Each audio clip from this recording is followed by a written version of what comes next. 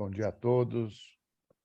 Esse é o início de mais um ano, de muito trabalho pela frente, e eu espero que a gente continue contando com a sua presença. Muito obrigado a todos. E este é mais um episódio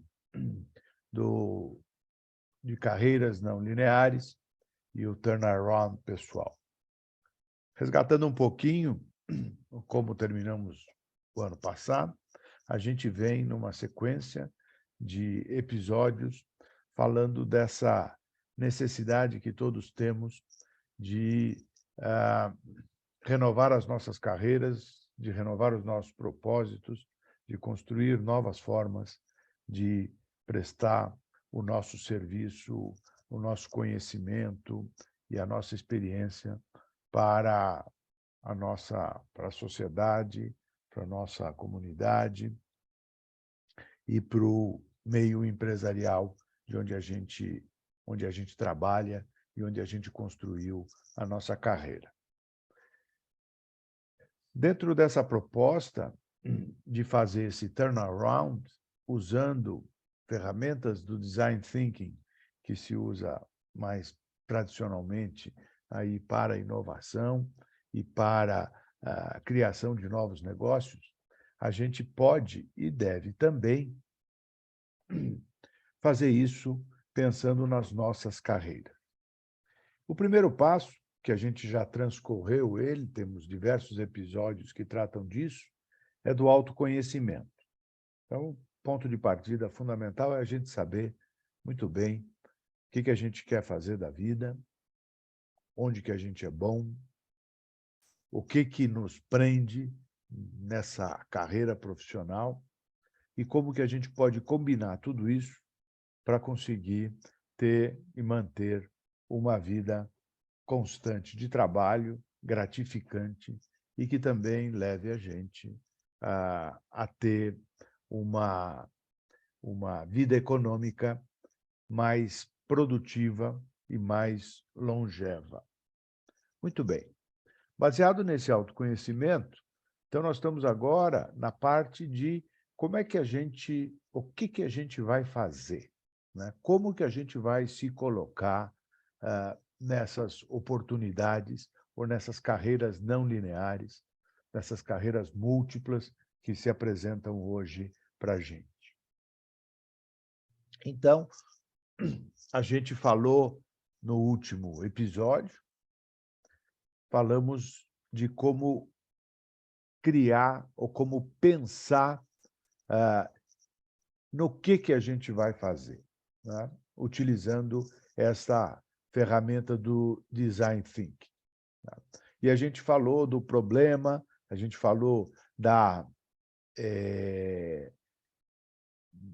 curiosidade e de como que a gente pode pensar em qual é o problema que a gente resolve e como que a gente resolve isso, quem é esse público, qual é a persona ou quais são os mercados que a gente pode abordar ou estar trabalhando, ou estar colocando a sua atividade profissional, seja de que forma for. Agora, hoje, o nosso objetivo é falar um pouquinho mais da solução, né? O que nós vamos entregar ao mercado e como que a gente entrega. Então, eu chamei isso de valor profissional ou de o que a gente fala na empresa, da proposta de valor. Então, qual é a proposta de valor que a gente quer entregar para o mercado? Como profissionais experientes, né, que temos aí uma trajetória, que temos... Então, a gente já identificou, pelo menos dentro desse roteiro que a gente vem seguindo, né, já identificou qual é o problema que a gente resolve, né, e qual é a nossa competência. Agora, como é que a gente transforma essa competência, essa nossa experiência, em uma solução para aquele problema que a gente identificou? Então, a gente olhou o negócio de uma forma mais ampla. Não é que a gente é engenheiro, então a gente está procurando, a gente é um martelo, a gente está procurando um prego para bater.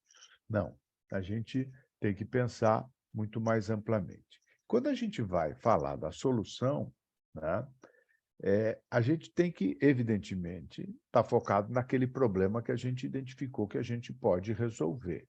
Tá? E a gente tem que fazer isso não de uma forma genérica, né? Nem de uma forma que a gente pense, a minha solução ela resolve um monte de coisa. Não, a gente tem que particularizar, a gente tem que especificar e definir muito bem qual é essa forma de atuar e de resolver o problema que a gente identificou ali na frente. E usando também a ferramenta do Design Thinking, dos Jobs to be done. Ou seja, qual que é a solução? Quais são as atividades, as tarefas que a gente vai resolver? E quando a gente fala dos Jobs to be done, eu gosto bastante dessa metodologia, a gente vai olhar 6 dimensões. Tá? A gente vai tentar olhar o negócio de uma forma mais ampla. Normalmente, quando a gente pensa na solução, a gente pensa naquilo que é mais evidente, naquilo que a gente sabe fazer, né? Que é a nossa funcionalidade, qual é a nossa competência. Mas a gente tem que transcender a nossa competência. Por quê? Porque as soluções elas têm outras dimensões. Então, eu vou explorar cada uma delas. A primeira, e é a mais comum, é aquela que é a origem da nossa solução, que é a dimensão funcional. Para que serve? Para que a gente faz? Para que a gente, se a gente é martelo, né, a gente bate, né, porque a gente é martelo. Então, qual é a funcionalidade que a gente tem enquanto profissional? Então, a gente tem competências, essas são as nossas competências, que a gente passou por isso no autoconhecimento. E a gente pensa no problema que a gente vai resolver baseado principalmente nessa dimensão funcional. Porém, não é só essa, né? Então, vou tentar abrir aqui um pouco mais o horizonte, pensando nas outras 5 funcionalidades, ou 5 dimensões, perdão. A segunda, então a primeira é a funcional, a segunda é a social. Toda solução, ela tem um aspecto social. Em que sentido? Né? No sentido de relacionamento, de impacto, de representação, né? Como que a gente oferece o nosso serviço, como que a gente oferece a nossa atividade profissional também com essa dimensão social. Como que a gente traz para a mesa diversidade, networking, articulação, representação, conhecimento de outros mercados, relacionamento que a gente tem em outras comunidades. Tudo isso ajuda a especificar ou dar um contorno um pouco mais definido, não é mais amplo, é o contrário, é mais definido para a nossa proposta de valor. A terceira dimensão do Job to be Done é a dimensão emocional. Ou seja, quando a gente resolve qualquer problema, a gente também resolve da nossa persona questões emocionais, porque essa persona ela também tem uma dimensão emocional. Então, ela não compra apenas porque resolve o problema. Ela compra por outros motivos, porque ela quer segurança, porque ela quer emprestar a sua reputação, ou ela quer ter tranquilidade, o peace of mind, Então, tem uma série de questões emocionais que a persona que vai consumir o nosso serviço também está de olho. Como é que a gente serve a esse atributo emocional? A quarta dimensão do job to be done é a eficiência. Quais são as eficiências que a nossa proposta de trabalho, a nossa abordagem traz? Então, quando a gente fala de eficiência, né, eu costumo usar a palavra mais, né? Como é que a gente faz? O que a gente faz mais rápido, mais ágil, mais forte, mais relevante? O que a gente faz mais? Por quê? Porque as pessoas compram eficiência. Então, se você aperta parafuso, qual é a velocidade com que você aperta parafuso? Então, trazer isto para a sua oferta, né, para a sua solução, é muito importante. Qual é o nível de eficiência que você tem competência, mas que está sintonizado com a necessidade, não da sua solução, mas da necessidade que o mercado tem, que a sua persona tem. Depois, o quinto atributo ou dimensão é o da conveniência. Tá? Então, quando alguém compra alguma coisa, quando nós compramos alguma coisa, a gente também olha pela conveniência. Né? Tem uma loja de conveniência que é um excelente exemplo disso, que a gente vai lá, paga mais caro, mas é mais fácil. Você está lá, você parou no posto para abastecer, você vai lá e compra e resolve o seu problema. Então, conveniência. Então, o que é uma conveniência? O que pode ser uma conveniência para a persona que vai consumir a nossa solução? Talvez é porque você possa fazer mais de uma coisa. Então, além de você ser um advogado societário, você também pode ser tributarista dentro da sua solução. Você pode ter, se você faz contabilidade, você também, eventualmente, pode fazer o financeiro. Isso traz uma conveniência para o cliente. Né? Pode ser porque você está mais perto, porque você tem uma abrangência geográfica. Então, isso faz parte da dimensão da conveniência. Ou porque você está mais disponível, né? Porque você atende em horas mais críticas. Então, quais são as conveniências que fazem parte da solução? Então, veja, tudo isso não é para ampliar o escopo, muito pelo contrário, é para dar contornos muito mais bem definidos para a sua solução. E, por último, a última dimensão é das experiências. A gente tem visto muito isso, né? Que as pessoas consomem experiências, e está na moda isso. Né? Então, como que a gente também, usando esse conceito de provocar novas experiências, né? Provocar experiências, não necessariamente novas, mas provocar experiências ou trazer experiências para a persona que vai se valer dos nossos serviços ou das coisas que a gente quer oferecer para ele. Então, experiências, pode ser novidade, né? A inovação, pode ser charme, pode ser classe, pode ser exclusividade. Então, quais são os atributos de experiência, né, que pode fazer sentido, de novo, não é aquilo que a gente oferece, mas é aquilo que o nosso cliente, a pessoa que vai consumir o nosso serviço, está interessada. Então, isso vale tanto para uma função executiva, isso vale tanto para uma função técnica, quanto para uma prestação de serviço estruturada ou para um modelo de negócio que você vai criar para você exercer a sua experiência. Então, eu falo no título do nosso episódio de hoje de proposta de valor. Então, a proposta de valor é exatamente isso.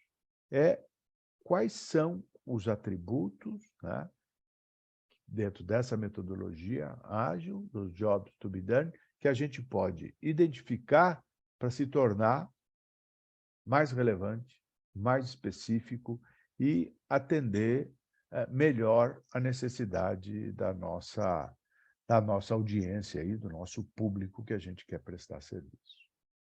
Então, acho que me estendi um pouco, mas quero abrir o debate aí para a gente falar um pouquinho e poder esclarecer, eventualmente, alguma coisa que não tenha ficado tão clara aí. Estou à disposição.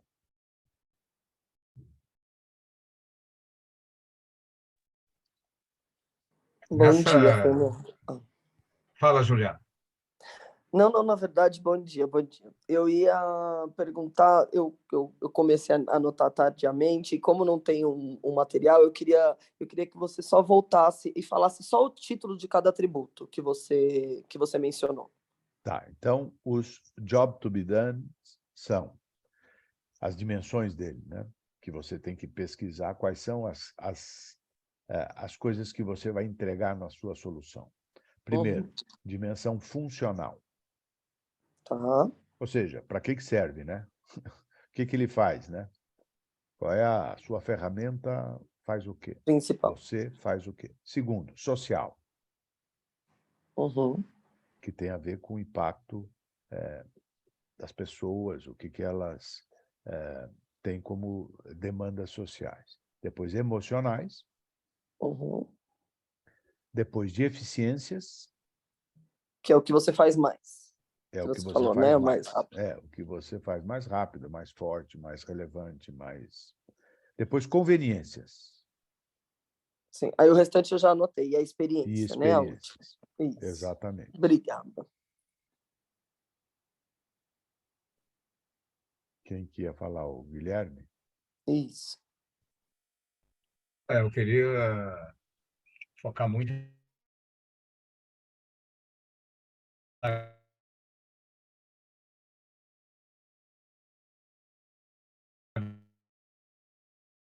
O Guilherme. agregação de valor, né? Eu acho que... Alô? Alô? Vocês estão me ouvindo?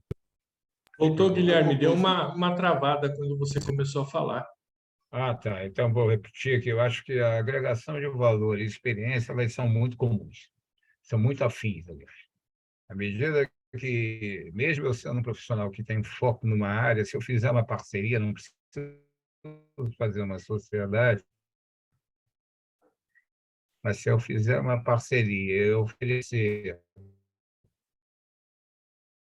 não só o meu serviço, como um serviço parceiro para o meu cliente, à medida que eu resolvo não só um, mas dois problemas dele. E isso é uma coisa simples de se fazer, né? Quando você tem uma experiência em um determinado tipo de serviço, você pode agregar uma parceria com o outro, que seja complementar ao teu serviço, você já está dando um grau de experiência interessante, agregando valor para o teu cliente que fica com você só tomando conta das coisas. Isso é uma maneira de você agregar e melhorar a tua experiência, né? Outra coisa que experiência também faz parte do teu brand, né? Quando você começa a fazer uma marca, é interessante você ter um diferencial em relação aos demais. Então, à medida que você cria o seu jeito de fazer, o seu jeito de tratar o cliente, você está fazendo o brand, né? Está se diferenciando e criando uma maneira interessante de lidar com o teu cliente. É isso que eu queria comentar. E o branding, né, tem muito a ver com a dimensão emocional, né? Exato. Porque Exato. você vai trabalhar esse branding tentando ou explorando um atributo emocional do que você faz, né? Não é da funcionalidade apenas, né?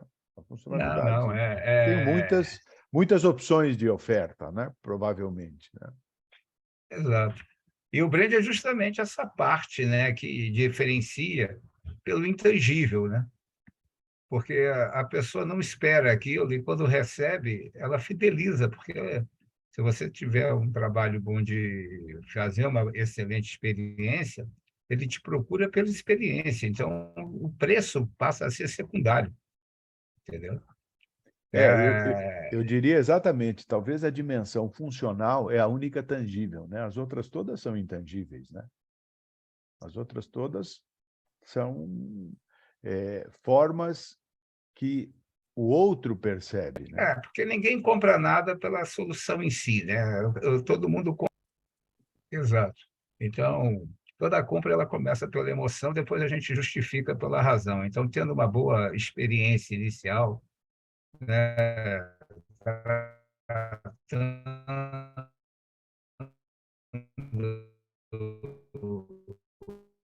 o cliente da maneira correta, tirando pelo valor, pela agregação do valor, não por uma questão financeira, né? Então, a pessoa ela pode fazer parcerias, ela pode resolver vários problemas daquele cliente que entrou por um caminho. Não há necessidade de ter sócios, essa diferença é justamente isso, é formar esse branding, esse intangível, e fidelizar o teu cliente pela maneira que você o trata e não apenas pela solução que você dá. Aí você passa a não vender preço, passa a vender valor, que é muito mais interessante. Até aproveitando que você comentou da parceria versus a sociedade, eu até anotei aqui, porque eu acho que pode ser importante, inclusive para avaliar e analisar uma sociedade, qual é a proposta de valor e quais são os atributos que cada um está colocando na sociedade. Então, ou seja, não necessita de sociedade, mas o inverso se existe sociedade, qual é o papel de cada um e dentro aqui dos atributos, o que cada um tem de proposta de valor para que essa sociedade seja uma parceria produtiva e efetiva. Até anotei aqui para trocar com o meu sócio quais seriam as nossas propostas de valor dentro da sociedade. E eu acho que isso ajuda, inclusive, a avaliar o que a gente não tem em conjunto e que pode ser obtido ou por nós ou talvez por outras pessoas, funcionários, equipe, enfim, que podem agregar e trazer esses outros atributos para aquilo que a gente quer oferecer como empresa. É isso aí. Muito, muito, muito bem pontuado isso, Juliana, porque quando você forma um time, né, quando você deixa de ser o eu-equipe e você passa a ter, de fato, uma equipe, né, isso é fundamental, porque essa combinação vai fortalecer essa proposta de valor, né? O que o cliente vai comprar, ele tem um pacote, né? Não é de uma pessoa só, né? Porque é muito difícil a gente, individualmente, ter todos os atributos. A gente é muito mais forte quando a gente somos mais, né? Quando a gente... Ubuntu, né? É isso aí. Unidos somos mais fortes, né? Então, é isso aí, né? Eu queria trazer uma contribuição aqui. O que eu tenho visto no mercado? Existe uma pressa muito grande por resultado e muita gente se deixa levar por isso e atropela o planejamento.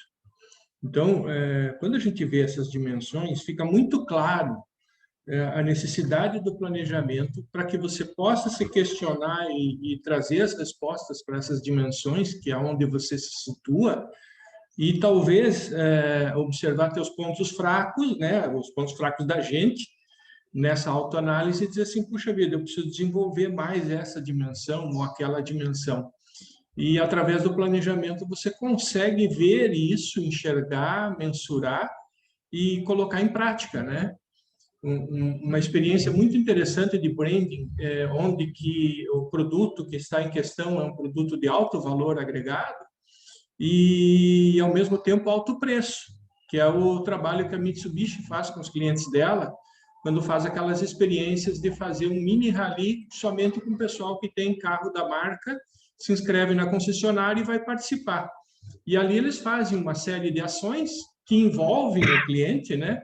Criam no cliente aquela sensação de pertencimento à marca e o cliente passa a diferenciar o valor do preço, ou seja, torna menos importante o preço que ele pagou pelo produto, mas sim o que ele consegue fazer e participar e pertencer a um clube exclusivo.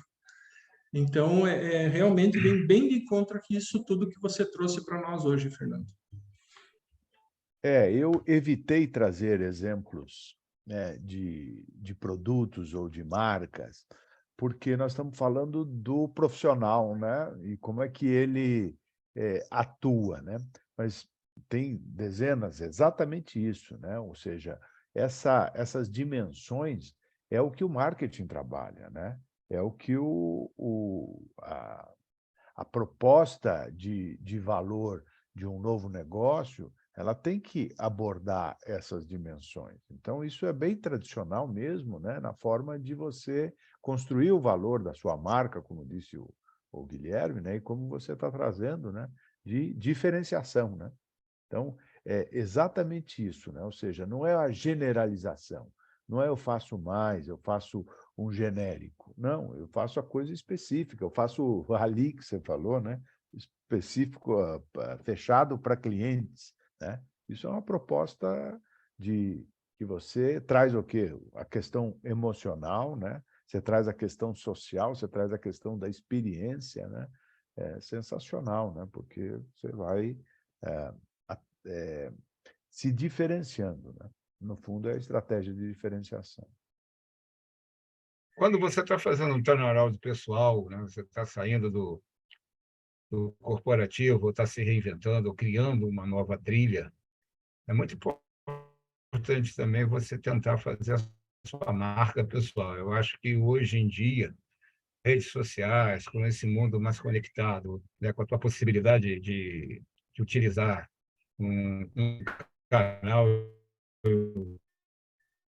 os canais de redes sociais, você tem que procurar fazer um branding pessoal. Você tem que se tratar como uma marca.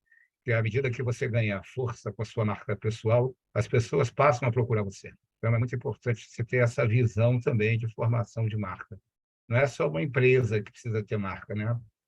A pessoa que está fazendo o seu turnaround precisa ter uma marca pessoal também. E isso aí é que eu estava falando antes da minha conexão falhar aqui.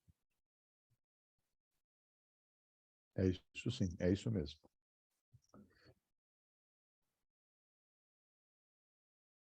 Muito bem.